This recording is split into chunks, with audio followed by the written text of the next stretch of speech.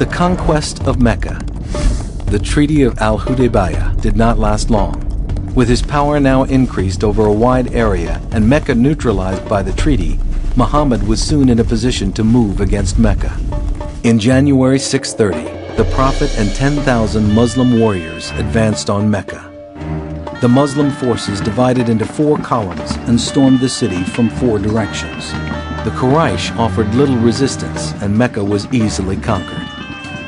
Muhammad ordered all the idols at the Kaaba destroyed, rededicated it as a holy Muslim shrine, and proclaimed Mecca as the holy city of Islam. Non-believers were forbidden entry to Mecca upon penalty of death. By 631, with the Quran and sword in hand, Muslim warriors had subjugated all the nomadic desert tribes of Arabia, and the Arabian Peninsula was ruled by Muhammad and Islam. Idolatry had been eliminated from the Arabian Peninsula, and the Dhimmi, Jews and Christians, were paying tribute to the Muslims. The Islamic Conquests, Jihad, and dominance over non-believers. The death of the Prophet. In the year 632, at the age of 59, Muhammad's health deteriorated and he died. Muslims across Arabia were shocked at the Prophet's passing. Without his presence, it was feared the Ummah would fall apart and Islam would disappear. Who could rule in the place of the great Muhammad? This question elicited both a political and spiritual crisis that would plague Islam for centuries to come. Muhammad left no successor, nor even a system for choosing one upon his death. No individual in the Ummah had Muhammad's stature, and of course no one claimed prophethood. After much argument, Muslim tribal leaders chose Abu Bakr as their leader, appointing him to the office of Caliph, or deputy of the Muslims. Abu Bakr tried to placate the believers, pronouncing that though Muhammad was gone, his holy messages would endure, and Allah's rule still existed, and that Islam was greater than the life of any man. However, with Muhammad gone, many desert tribes sought to sever their ties with Mecca. The breakaway movement became known as the apostasy, Rida. Abu Bakr ordered the fabled warrior Khalid ibn al-Walid to quash the revolt. After unifying the peninsula, Khalid marched his Bedouin warriors beyond Arabia, into Syria and Persia, setting the stage for the Islamic conquests that would soon follow.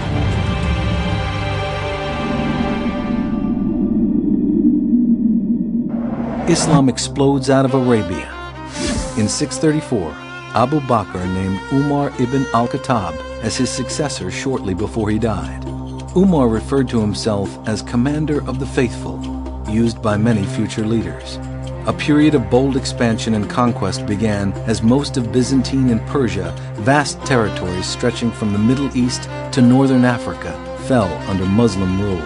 Each success reinforced their divine mission and that Allah was on their side.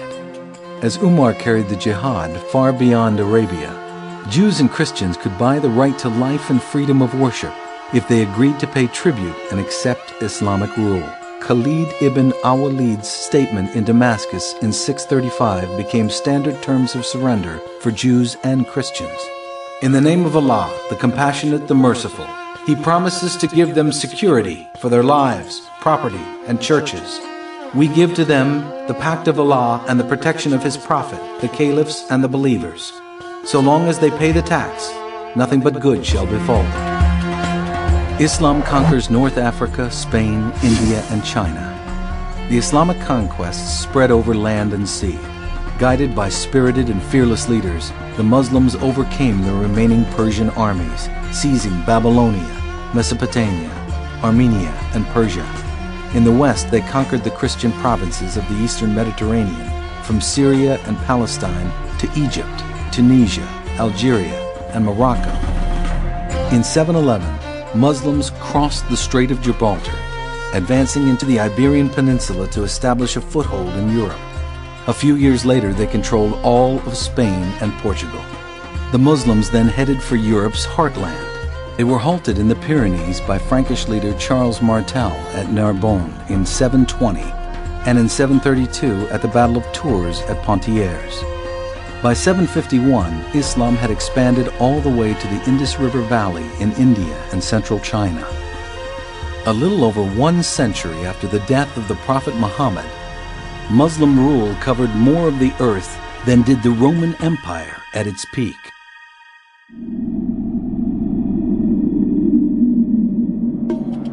The Dhimmi, the tributaries. Under Islamic rule, Jews and Christians were permitted full administrative and judicial control over their communities through their religious authorities, the bishop or rabbi. Jews and Christians were allowed to keep their original faith and live under Islamic supremacy within the Ummah in a tolerated, protected status and pay a tribute tax. Islam regards Jews and Christians as religio-political communities, as Islam sees itself, but inferior. The status of Jews and Christians under Islam is one of natural inequality based on divine beliefs, because Jews and Christians failed to recognize Muhammad as the final messenger of God, thereby accepting Islam. Islamic rule recognizing a place, albeit an inferior one, for other revealed religions represented a considerable advance for the era.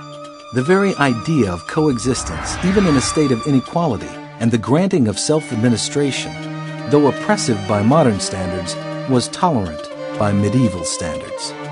According to a hadith, the Prophet once said, "Allah would torment those who torment people in the world. Beware of the supplication of the oppressed, for there is no barrier between him and Allah. Whoever will kill a tributary will not smell the fragrance of paradise."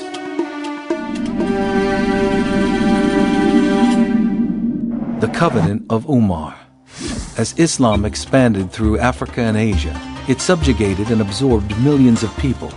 As Islam was the true path, Muslim conquerors saw themselves as the rightful heirs of Jewish and Christian civilization, monuments, culture, and history. Mosques were built on the holiest of Jewish temples and Christian churches. Many cities lost their original names. Amid, Armenia, was renamed Diyarbakir. Constantinople became Istanbul. Jerusalem was renamed Al-Quds, and Hebron became Al-Khalil. Though many hadiths cited the Prophet's admonitions against mistreatment of protected peoples, the Dhimmi status evolved to one of oppression and humiliation as a new body of rules emerged, known as the Covenant of Umar, all to demonstrate the absolute supremacy of Islam. The new Dhimmi system would be practiced over an expanse of continents for over 1,000 years. The implementation and harshness or level of tolerance for Dhimmi under Islam varied depending on time and place and the ruler. Discriminatory taxes. Kharaj was a tax on cultivating land for farming. Jizya, a poll tax often paid at a humiliating public ceremony in which the Dhimmi was struck on the head. In some areas, a receipt for the jizya was worn around the neck as a mark of dishonor. Places of worship. The construction of new synagogues and churches was forbidden. Liturgy. The ringing of church bells, the sounding of the ram's horn, shofar, in public was prohibited. Burial. Dhimmi cemeteries considered as being within the realm of hell were not respected. Law. Dhimmi testimony in court was not considered valid based on hadiths, which maintained that non-believers were of perverse and diabolic nature because they persisted in denying the superiority of Islam. Public administration. Dhimmi were excluded from public office, so a non-believer should never exercise authority over Muslims. Living quarters. Dhimmi houses had to be smaller than Muslims. Slaves. Dhimmi were not permitted to own slaves who converted to Islam. Matrimony.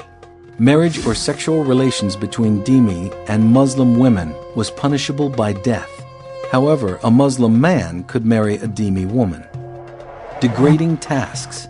Jews and Christians were commonly assigned to public works projects, such as the digging of cisterns, the construction of bridges, roads, and train tracks. Riding animals. Riding a noble animal, such as a horse or camel, by Dhimmi was regarded as a grave offense. Outside of towns, Dhimmi were allowed to ride on donkeys. A Dhimmi would typically have to dismount and pass a Muslim on foot. to show respect.